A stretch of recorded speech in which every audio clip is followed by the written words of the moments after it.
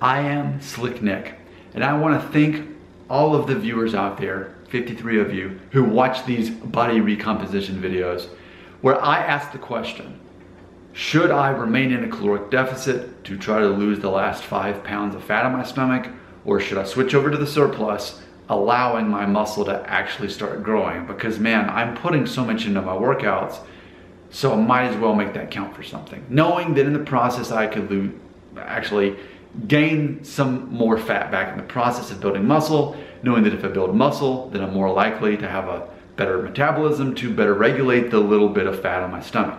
So after looking through all your comments, I agree with your perspective on it, that I should be in the surplus. I've been watching lots of professional trainers on YouTube since then who all had different versions of how that should be. I feel the most popular answer is for me to have added 100 or 200 calories per week, as I already had my protein intake where it needs to be. Knowing that when I switched over, I was 156 pounds and already consuming 171 grams of complete protein. So last week was an experiment for me, because what I tried to do the thing where I eat every 3 hours, 30 grams of protein throughout the day, starting right after my workout. So from like 8 a.m. to 8 p.m., I'm eating food, 30 grams of protein, making sure there's some carbs in there too, and trying to get to that 2,100 calories a day. Well, I'll tell you what happened to me, because I have a keto body. I was so hungry constantly. I only made it like 3 or 4 days. And in those days, I was well over 2,100. I was well over 2,500. I was more like 3,500. I mean, I'm not exaggerating. I couldn't stop eating. I was so hungry despite all the protein I was eating. So I just didn't like that. But also the way my body is, I can't really have carbs. And I didn't want to believe that, but I had to believe it, because after those 3 days, I had my rash break out on my hand. I have in remission, I have diasyncrotic eczema. So if I have carbs, I get a rash and it goes all over my hands and then on my face, and I have eczema, but I keep it in remission by not eating carbs. And to be clear, it's not like I was eating donuts. I was having white steamed rice. I was having pasta, like egg noodle pasta. I had 2 peanut butter and jelly sandwiches. There was no sugar in the peanut butter, and the bread was Dave's Killer Bread. But because I was eating throughout the day and eating carbs consistently, it caused my rash to break out. So I thought, what if this is my sign? What if I just switch over to keto and I don't count calories? I just still focus on getting my protein, but go back to intermittent fasting. And I'm at peace now. I can tell you I'm at peace now. So now I'm excited and interested to see how this pans out, because here's where I'm at. I'm somewhere around 3,000 calories a day. I'm undoubtedly in the surplus, but I'm making sure for the first time in my life, I'm having at least 171 grams of complete protein throughout the day, and doing keto, and doing intermittent fasting, and I really have hyped up my workouts now. And even this week I'm experimenting with something where I'm doing 4 sets of 20 for everything. And if to failure, so be it. If I can barely get the last ones out, so be it. But that's something else I'm trying too, and I can definitely feel the soreness going on. So that's what I'm gonna experiment with.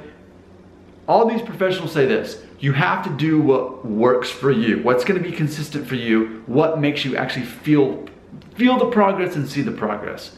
So I can tell you what doesn't work for me. Eating carbs and eating throughout the day. I can tell you what does work for me. Intermittent fasting, not even eating real food until 2 p.m. and then stopping eating it at 8 p.m. It's like a 6-hour window. I do have the butter or the cream in my coffee during the day, my 2 coffees, but that's it. But I am happy, I'm at peace, I'm not constantly hungry. I'm actually having to force myself to eat because I'm not hungry. This is what I enjoy and this is what I like. So I do believe there's more than one way to be there. I know my wife, she is convinced she has to have carbs. And she's seen me, she knows I need fat, but I don't like carbs. And if I eat a decent amount of them, my skin breaks out anyway. So let's see what happens. I've never quite done this combo, working out hard We're talking usually an hour a day plus a 30 or a 45-minute walk, plus the 171 grams minimum protein a day. And keto and intermittent fasting. As far as carbs go, I'm doing 1 cup of blueberries or raspberries a day in my Greek yogurt. At the end of the day, it's 5% fat and equal amounts fat and protein in that yogurt.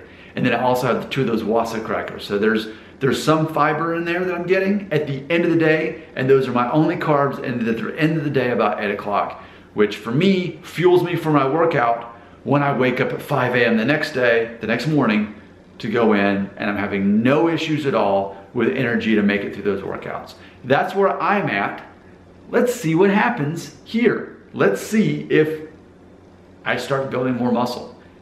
And in essence, that helps better regulate the body fat that I do have, knowing that there's a good chance I will grow more body fat in the process of building muscle, because you have to be in a surplus to grow the muscle. I get that. In the same way that you have to be you have to be under your amount of calories for the day to lose the fat.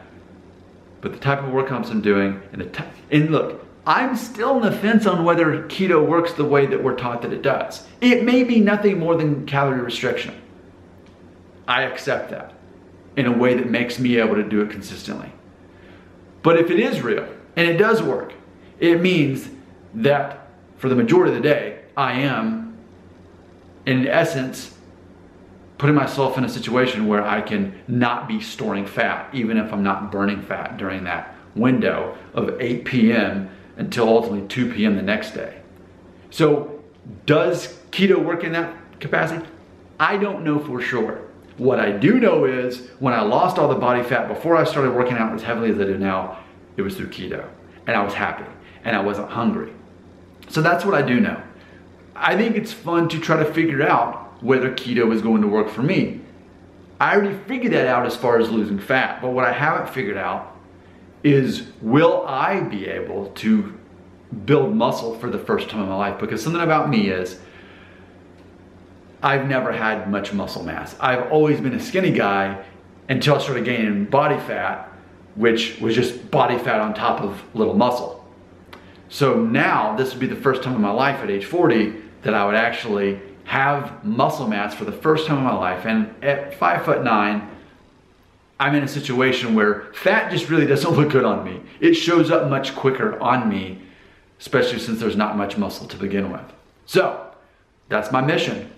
Can I build muscle and continue to keep my body fat low while doing keto, while doing intermittent fasting, having just my carbs at the end of the day through Greek yogurt, a cup of berries, and 2 of those wasa crackers? Let's find out, but I'm always open to what you have to say right here.